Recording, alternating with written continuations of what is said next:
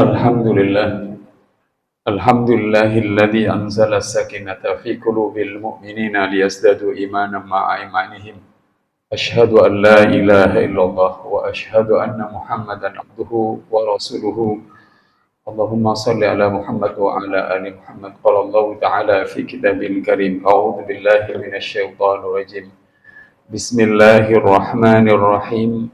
Ya ayyuhan nasu antumul fuqara'u ilallah wallahu huwal ghaniyyul hamid. Shadaqallahul adzim. Ma'asyiral muslimin rahimakumullah, usini wa iyyakum bitaqwallah. Kama qala Allah ta'ala, ya ayyuhalladzina amanu taqullaha haqqa tuqatih wa la tamutunna illa wa antum muslimun. Wa qala ya ayyuhalladzina amanu taqullaha wal tanzur nafsum ma qaddamat lighad wattaqullaha innallaha khabirum bima ta'malun. Jamaah salat Jumat Masjid Al-Ilham yang dirahmati Allah Subhanahu wa taala, kita semuanya setiap 24 jam, bahkan dalam seluruh hari-hari di mana kita sudah beribadah, kita selalu membutuhkan ampunan Allah Subhanahu wa taala. Entah kita meminta ampunan itu sadar bahwa kita berdosa atau tidak kita sadari bahwa kita berdosa. Kita juga meminta kepada Allah Subhanahu wa taala agar kita disayang dan dirahmati oleh Allah Subhanahu wa taala. Apakah kita menyadari betul bahwa sepanjang hidup kita benar-benar rahmat dan kasih sayang itu kita rasakan, atau juga tidak pernah kita sadari secara keseluruhan, jemaah sekalian?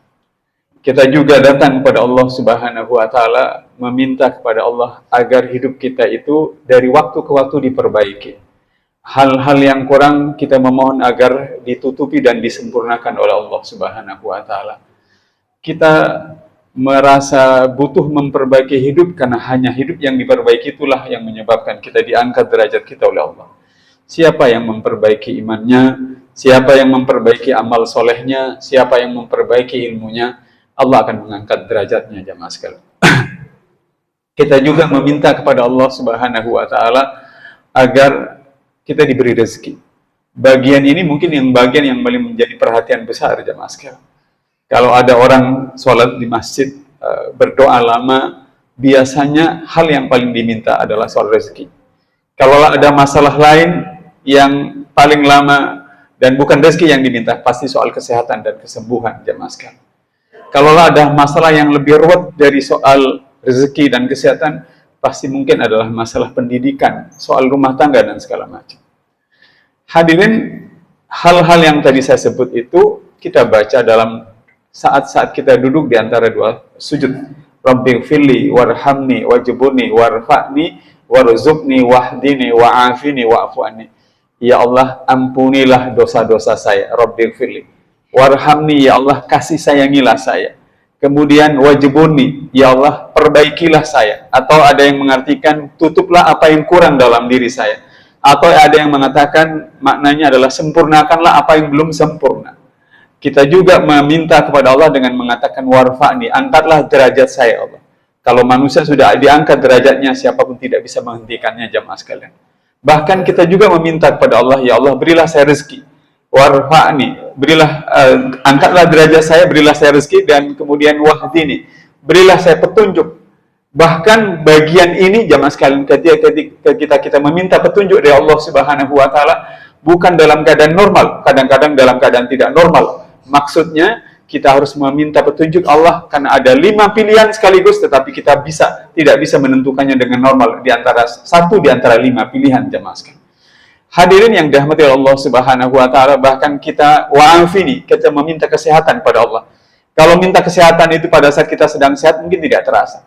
Tapi kalau kita meminta kesehatan kepada Allah pada saat kita sudah divonis, bapak usianya sudah tinggal 3 bulan, istri bapak sudah tinggal setahun lagi akan meninggal, terasalah kita benar-benar membutuhkan anugerah kesehatan dari Allah Subhanahu wa taala. Atau bahkan di ujung doa ini adalah wa'fu'an, ya Allah, maafkan saya, ya Allah. Karena kita sadar betul begitu banyak hal-hal yang kita lakukan dalam hidup ini sudah kita usahakan, masih saja tidak ikhlas. Begitu banyak kita usahakan amal soleh kita, masih saja kita bangga-banggakan dan kita takabur. Bukan dengan harta, bukan dengan ilmu, tapi bahkan dengan amal kita sombong kepada orang lain. Hadirin, sepenuhnya kita membutuhkan Allah Subhanahu wa taala. Dan Allah menyebutnya di dalam surat ke-35 dengan firman-Nya, A'udzubillahi minasyaitonirrajim.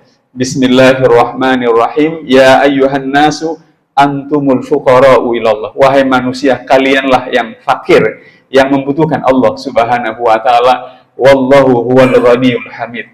Dan Allah itu Maha Kaya dan Maha Terpuji. Kata Ibnu Athaillah, agar doa-doa manusia itu dikabulkan oleh Allah Subhanahu wa taala, nampakkanlah kefakiran.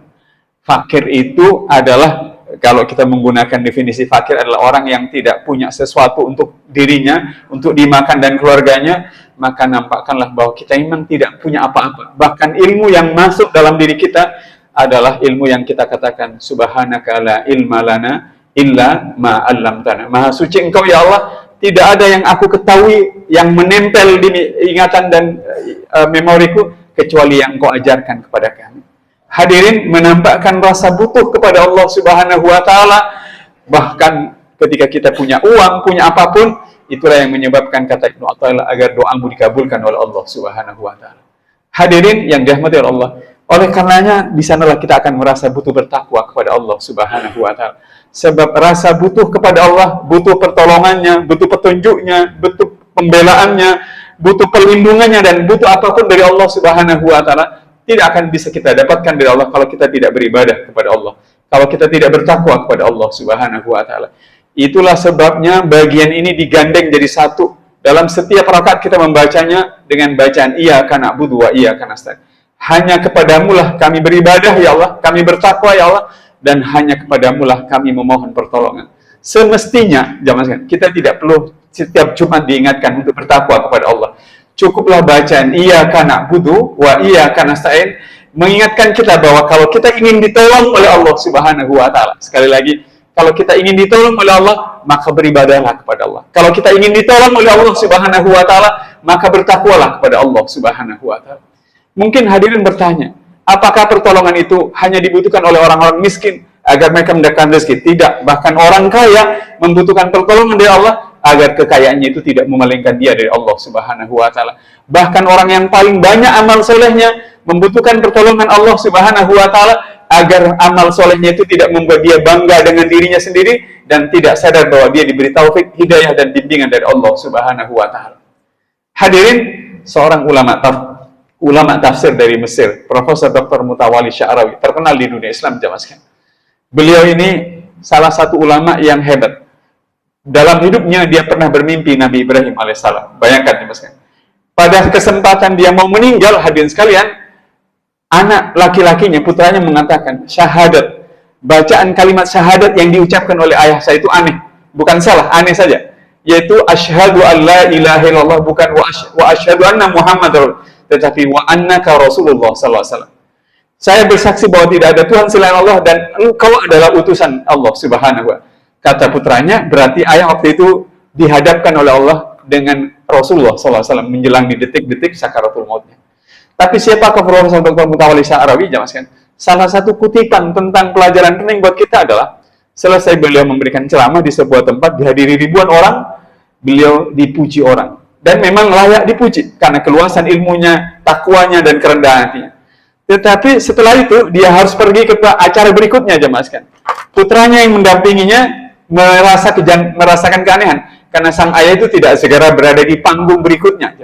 Sehingga beliau bertanya, kemana ayah saya?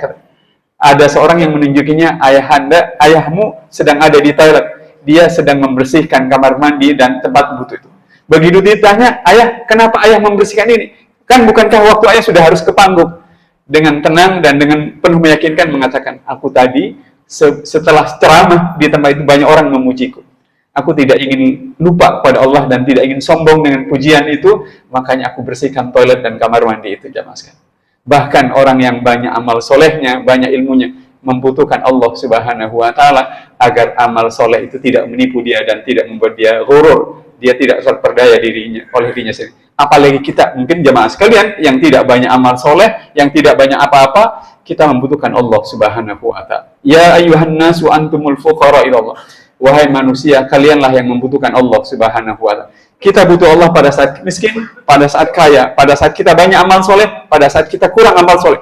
pada saat kita banyak dosa, pada saat kita banyak amal, sepenuhnya kita membutuhkan Allah Subhanahu wa Ta'ala. Dan tidak ada yang lebih sempurna rasa butuh kepada Allah itu kecuali tersalur saat kita bertakwa kepada Allah Subhanahu wa Ta'ala. Jamaah sekalian, sebab dengan itu Allah akan membersamai kita.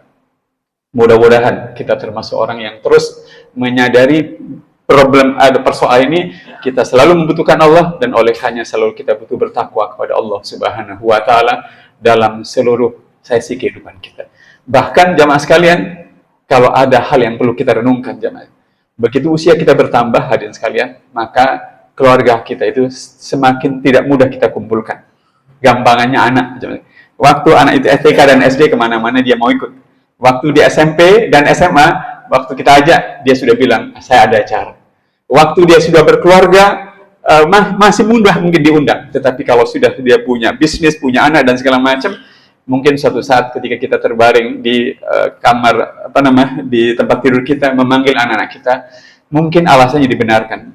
Mereka tidak bisa datang mendampingi kita. Bahkan mungkin istri kita, siapa yang akan bisa menemani kita? Kebiasaan kita bertakwa dan beramal soleh itu yang bisa mendampingi. Kebiasaan berdoa, membaca Al-Fatihah, berzikir, bersalawat, berdoa, yang keluar dari lisan yang terbiasa mengucapkan itu akan menolong kita. Bagaimana sampai tertolong? Karena dengan berzikir kita akan ditenangkan oleh Allah Subhanahu wa Ta'ala. Karena dengan membaca Al-Quran yang mudah yang kita hafal, Al-Fatihah, Al-Ikhlas, kita akan mendapatkan pahala 10 kebaikan untuk setiap huruf. Malaikat akan membersamai kita. Ketenangan Allah akan Allah turunkan kepada kita. Rasa kesepian karena keluarga tidak bersama kita akan tergantikan dengan dibersamai oleh Allah Subhanahu wa Ta'ala. Kan Allah menyebut dirinya, innallaha ma'al ladzina taqaw wal ladzina hum muhsinun. Sesungguhnya Allah bersama orang-orang yang bertakwa dan bersama orang-orang yang terus-menerus berbuat kebaikan. Mungkin sekarang tidak terasa, tetapi takwa dan kebaikan yang kita kerjakan akan terasa sekali. Jangankan nanti di alam kubur dan di akhirat. Bahkan ketika kita sendirian jamaah sekalian, segala bentuk takwa itu akan menolong kita. Menolong dari kesepian, menolong dari rasa tidak diperhatikan orang. Karena orang bertakwa itu selalu diperhatikan dan dibersami oleh Allah, bahkan para malaikatnya. Mudah-mudahan kita bersungguh-sungguh bertakwa kepada Allah Subhanahu wa Ta'ala. Bukan apa-apa, karena kitalah yang membutuhkan Allah. Kita butuh bertakwa kepada Allah, karena sejak di dunia bahkan di akhirat nanti, kita ingin terus dibersamai oleh Allah Subhanahu wa Ta'ala. A'udzu billahi minasyaitonir rajim. Bismillahirrahmanirrahim. Wal 'asri innal insana lafi khusr illa alladziina aamanu wa 'amilus shalihati wa tawashaw bil haqqi wa tawashaw bis sabr. Barakallahu li wa lakum wa nafa'ani wa iyyakum bima fihi minal ayati wa dzikril hakim wa taqabbala minni wa minkum tilawatahu innahu huwas samiul alim. Alhamdulillahilladzi hadana li hadha wa ma kunna linahtadiya laula an hadana Allah. Asyhadu an la ilaha illallah wa asyhadu anna Muhammadan abduhu wa rasuluhu.